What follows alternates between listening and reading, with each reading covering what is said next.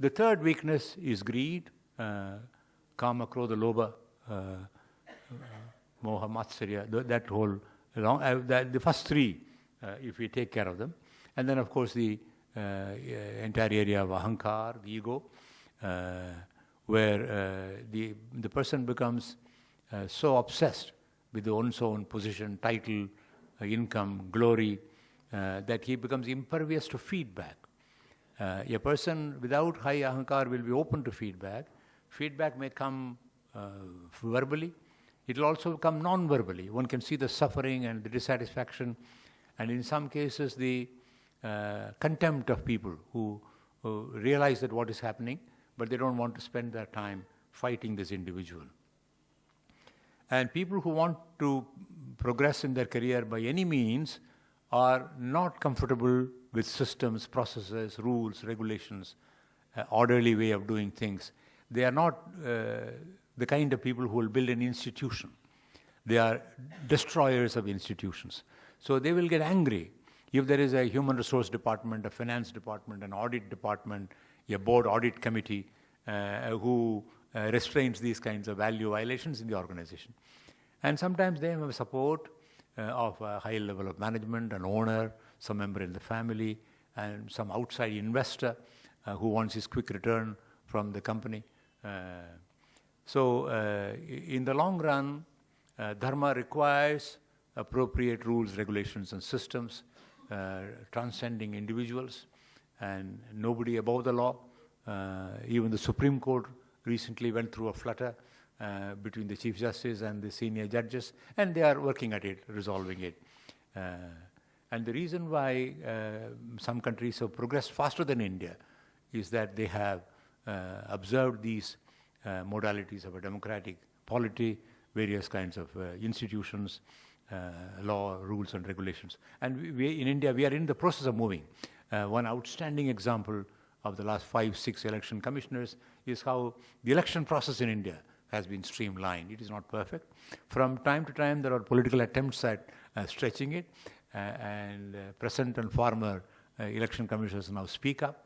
And similarly, the CAG and many other organizations.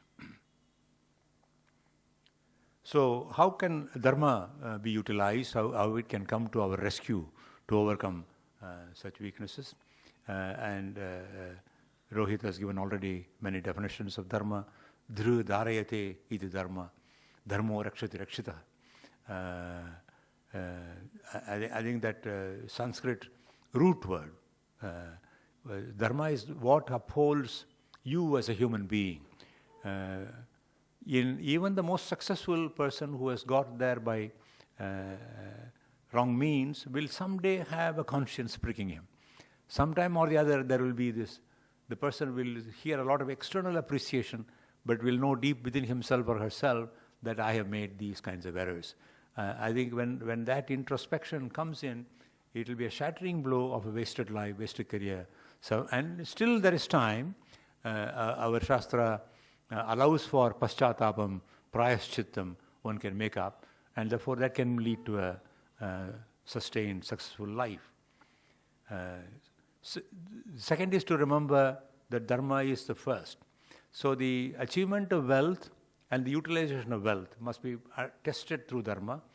Only the right means of earning wealth as well as career success, as well as if you get that wealth and power, utilize it in the most positive means for the good of the organization and its various interest groups. Similarly, karma to be enjoyed must be consistent with Dharma. For example, this Me Too campaign is a very valuable check for the first time on many victims as well as many perpetrators. Similarly, the concern about obesity, food, diabetes, various kinds of illnesses, people are also becoming aware of unregulated consumption of various kinds of very tasty foods, excessive amount of rest without adequate exercise. So the artha earning as well as kama enjoyment must be tested against the template of dharma in order to keep the right kind of path. and there are several levels of dharma, and one of these, which is now in modern life becomes necessary, is that we all work in organizations of some kind. About 3 generations ago, there was a primarily rural life, and I remember my grandparents spent their life primarily in the village, in the district, in that area. And when they traveled outside, it was for family functions, weddings, or some kind of a kshetradhanam.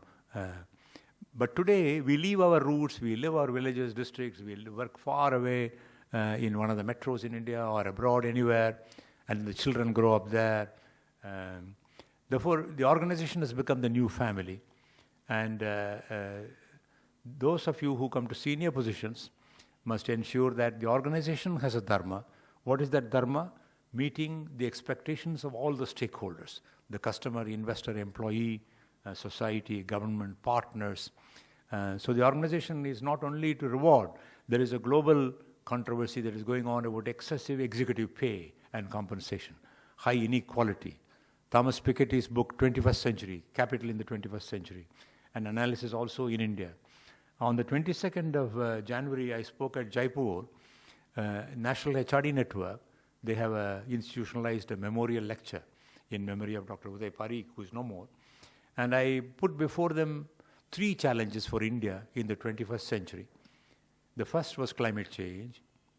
On the 23rd, the Prime Minister was speaking in Davos. Those of them who were not convinced by my putting, and next day, for him also, climate change was the number 1 global problem. Number 2, I said, is unemployment and inequality. And that is a serious problem. That is why we have these student disturbances, drugs, Maoist risings, and so on. And the third, the rise of China.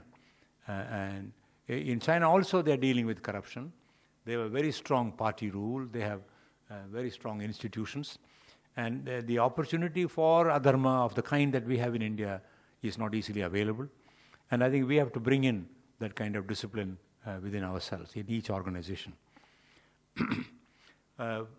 Practice of dharma, day after day, as a regular habit, it helps us to rise above the rajasic energy and channelize that rajasic energy in a sattvic manner into productive, constructive, legitimate purposes.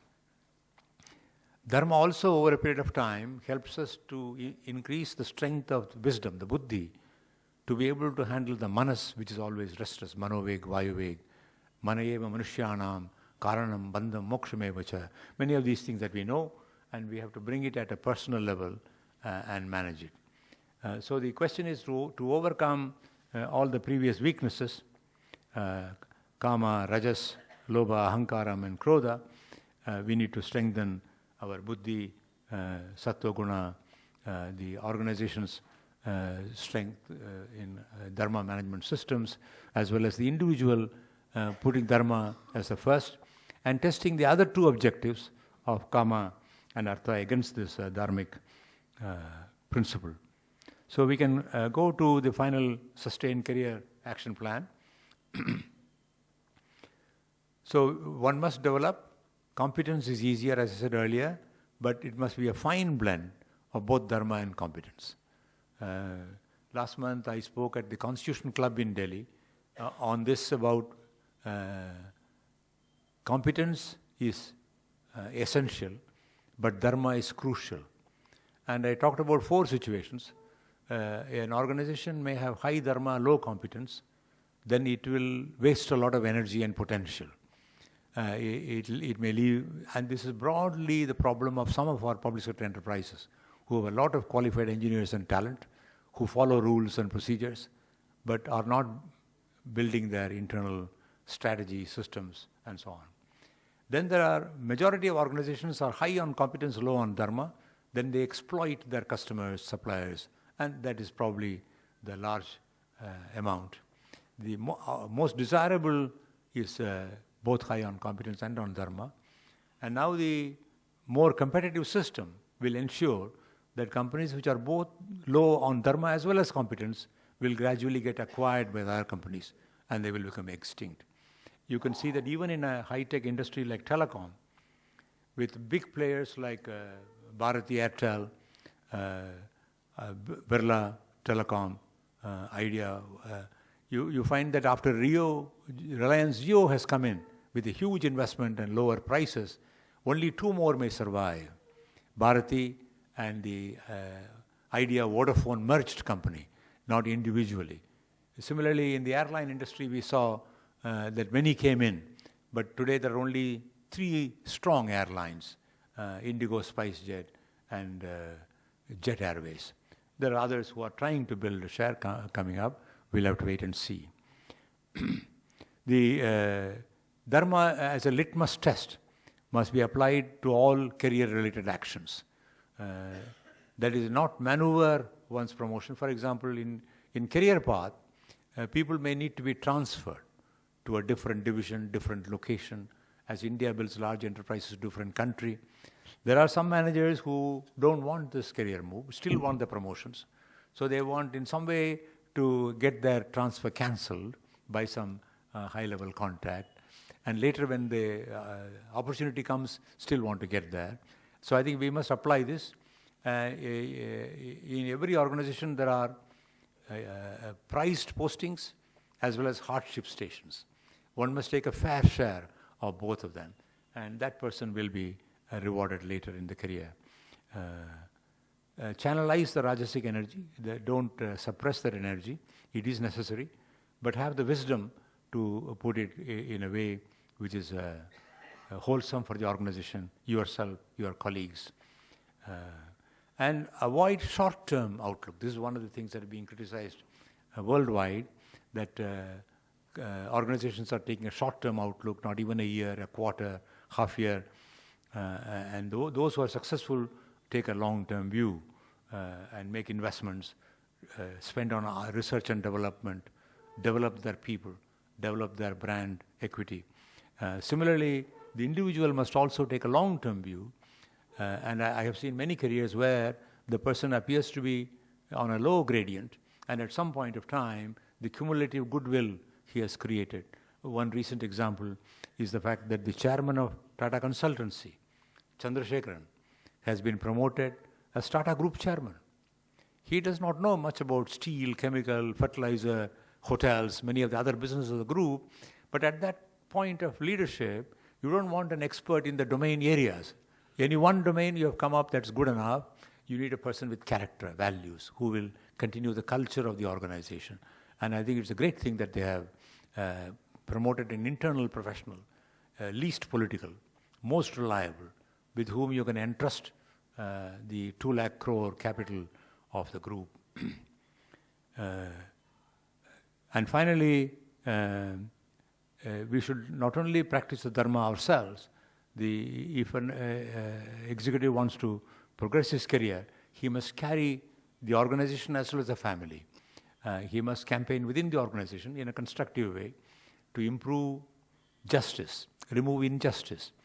There is a lot of heartburn, frustration in organizations, and that may lead to